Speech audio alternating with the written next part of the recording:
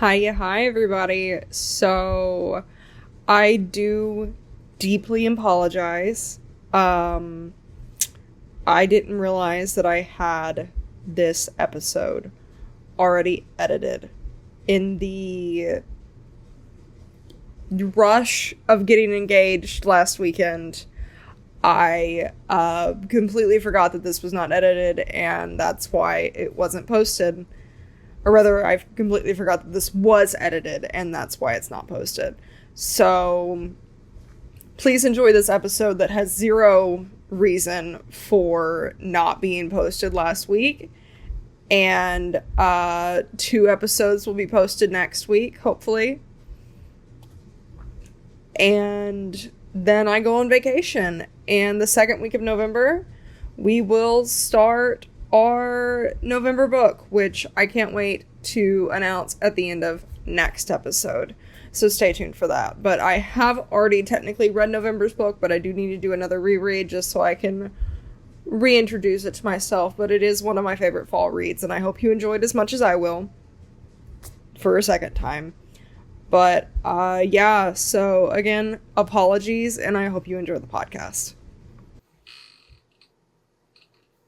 Hi, welcome back to the PSM Reading Podcast / book club. A few quick things of bookkeeping, updates, my brain just stopped working, housekeeping. A few housekeeping things. Alright, we're off to a good start. One, please excuse how nasally I sound. The Benadryl is wearing off. It is pollen season in Texas, and I am not doing well with it. So, there's our housekeeping. False, one other housekeeping thing for video users.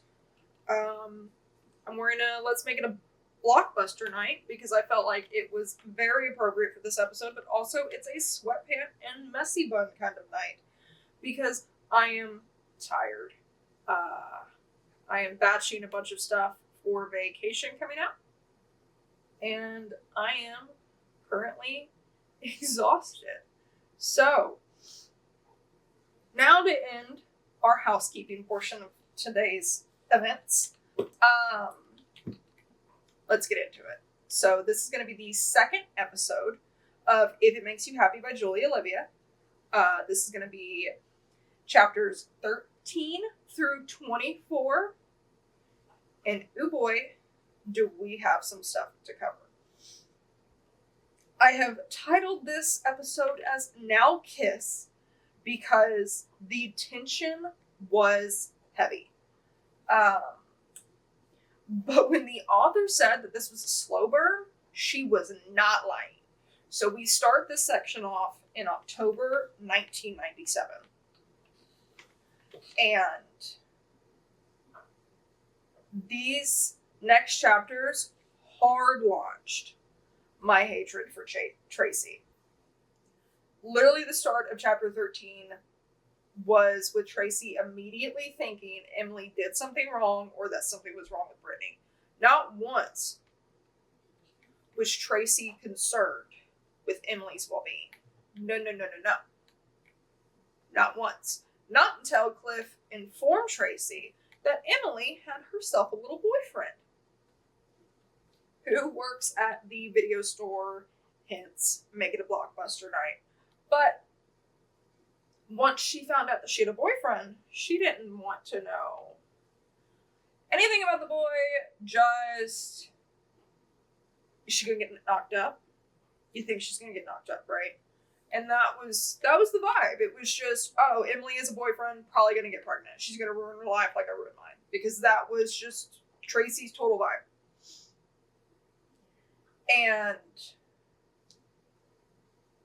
Cliff did think the same thing, but it was a much different state of mind. It was, oh my god, my daughter's dating. She's the exact same age we were when we had her, right? But I don't think that that's what Tracy was thinking. Because Tracy just thinks the absolute worst of Emily. Shortly after that, we get to see more of Cliff's weird baker things, aka Cliff trying to find out what Michelle's favorite pastry is. Now, I love Cliff's weird baker thing. I am impatiently waiting for him to find out what her favorite pastry is. It's important to me. It's important to me because her favorite pastry is going to be the drink for this book. All right, there's my announcement. Michelle's favorite pastry is going to be the drink for this book. So let me know in the comments if you're on YouTube, or head over to my Instagram and tell me what you think what you think Michelle's favorite pastry is going to be. But his weird baker thing this time is baklava. I myself am not a fan of baklava. I think it's the texture. The flavor is amazing. And the texture for me, not a baklava person. But now I can't eat wheat. So I guess I'll never know whether it was just that particular baklava I had. But she thought it was good. But she put it down. She wasn't like, oh my god, I have to finish this. So he's left disappointed again. And as we continue through the book, the 90s sitcom feeling grows. When she said that it was described as Gilmore Girls, she was not lying. It was amazing. 100%. I loved the 90s feel of this book. And this is especially shown during the Brooke. I'm not gonna pronounce that. We're gonna cut that. I still don't know how to pronounce that, and I'm not gonna cut it. I honestly could watch a full-length television series in this book setting. I want to hear about all of the characters' lives. I want to hear about Josh. I want to hear about Emily. I want to see what Brittany's doing at school. I want to know what Lisa and George are doing. I want flashes to California with her sister and her dad. Like, I could watch an entire sitcom of this book. I loved it. Now, we're going to move to Alan Hayden for a second. The man is out of the country. Still having his secretary or assistant or receptionist or whoever she is send birthday cards, right?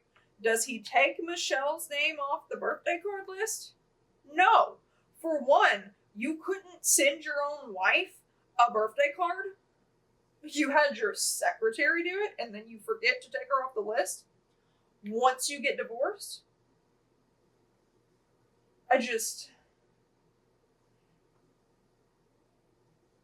Furthermore, they just got divorced.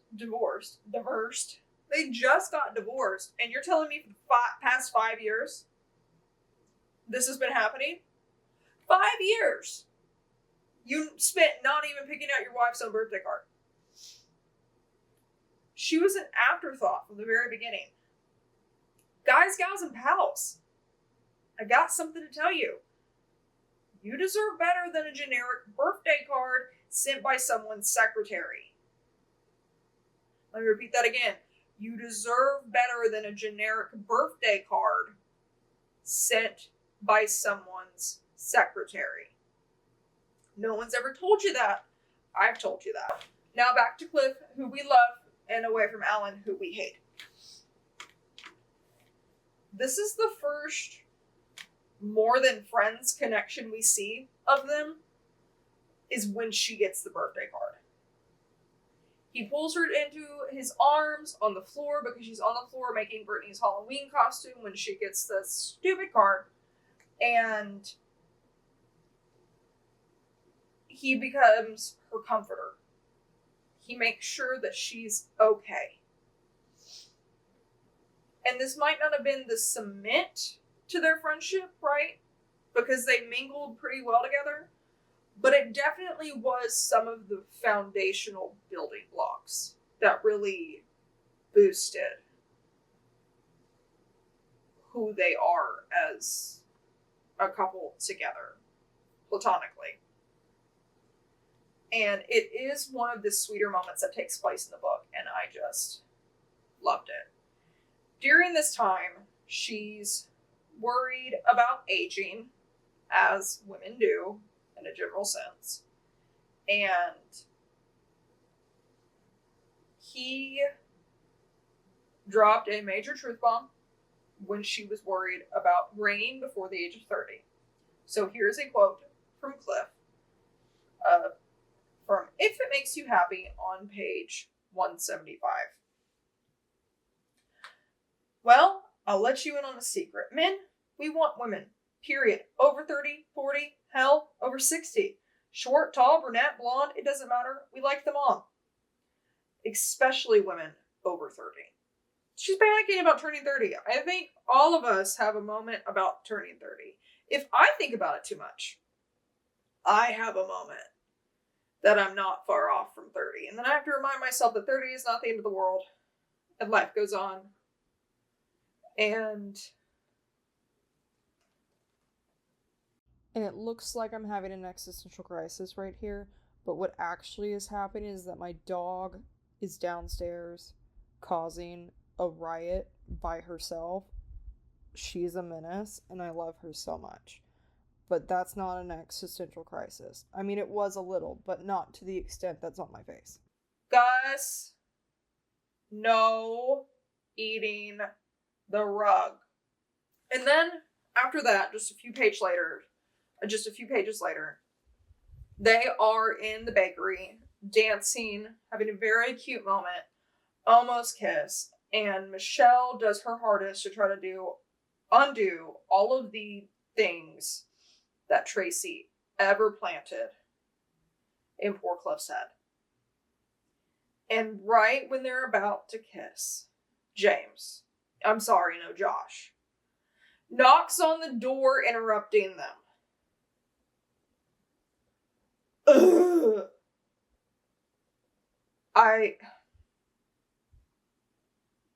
Just kiss already. Ignore the door knock. But of course they can't. And I felt Cliff's pain, but he immediately made up for it by asking Cliff what Emily's favorite pastry was, because he wanted to try to learn how to make it for her because she was mad at him, because I think, if I'm remembering correctly, he forgot to call. So good on Josh. Then we go into the second almost kiss. It is Halloween. Cliff is dressed up in that one ghost face costume. I haven't seen the movie, don't come for me. And she didn't dress up at all. Sorry, I'm checking to make sure my dog's not eating the rug.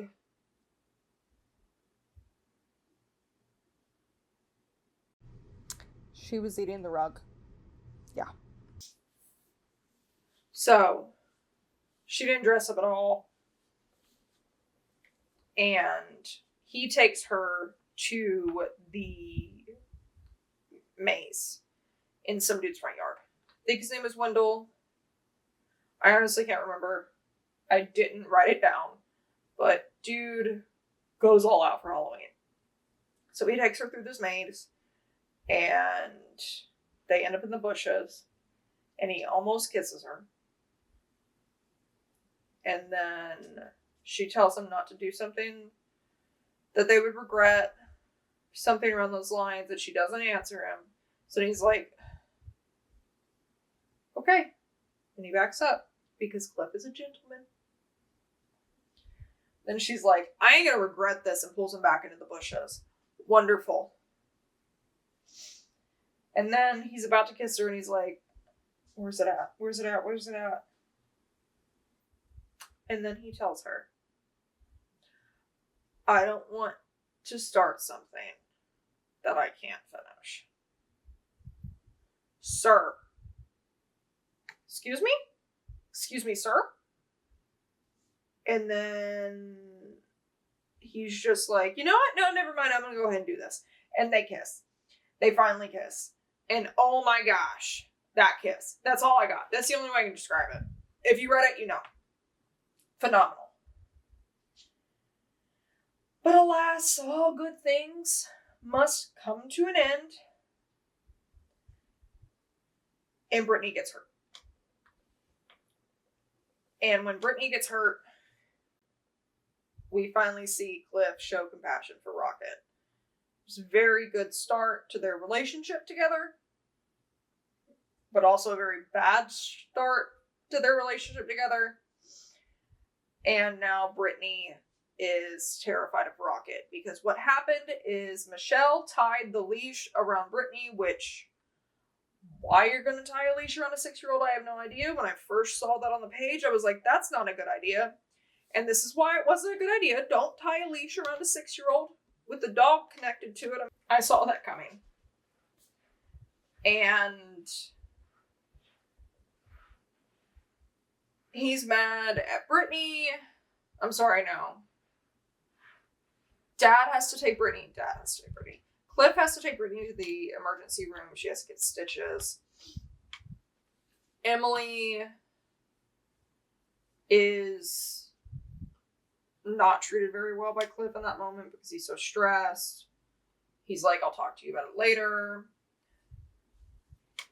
Emily is very upset. Not only because her dad's upset with her, but because she's upset with herself because Brittany got hurt. And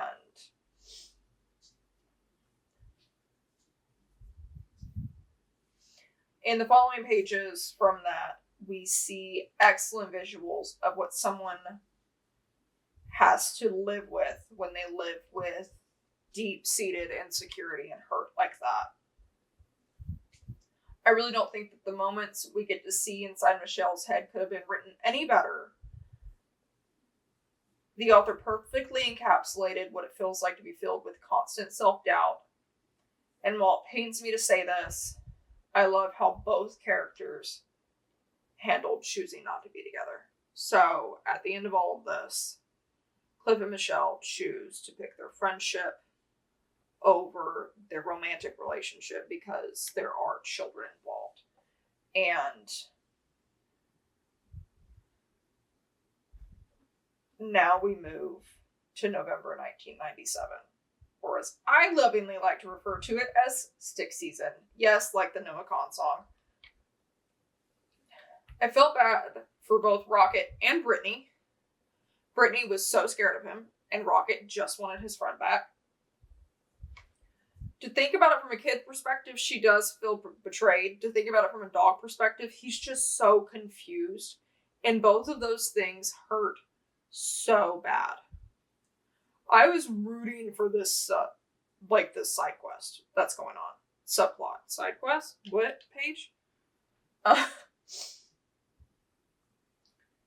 And Sarah, who up until this point was a character I thought I would like, and her dad Paul come to visit for Thanksgiving. The amount of rage I immediately felt when Sarah started flirting with Cliff was absolutely wild. And I was so shocked when she did it. Because how this character has been described, I never actually thought that she would move to Cooper Run.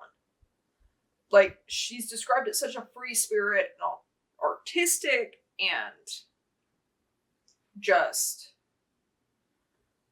not the innkeeper variety.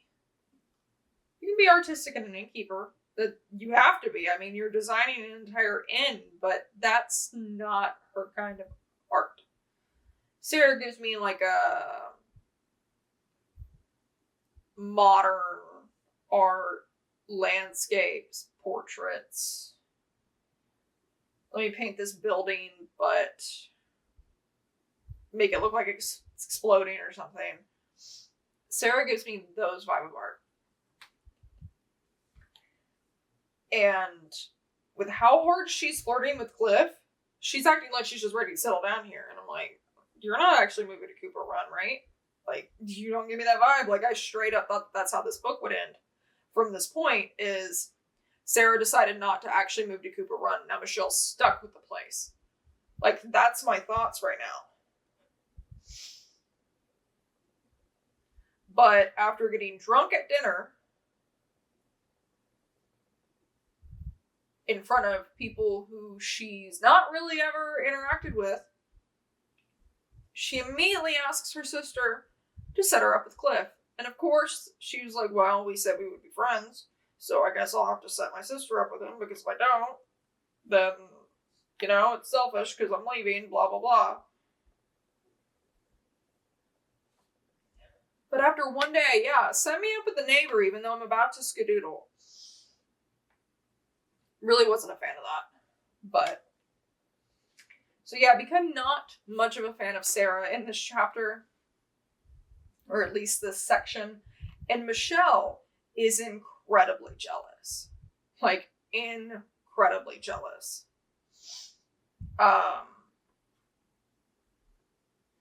But she does it. She sets them up. And I just couldn't believe it.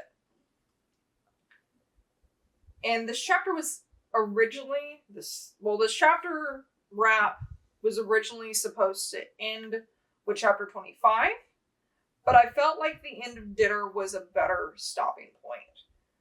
But you don't understand how hard it was for me to stop reading. I was itching to continue. Like, I just wanted to keep reading, but I was like, no, this is a good stopping point for the summary. So that's all I have for now. If I had a beverage, I would cheers you. So, cheers.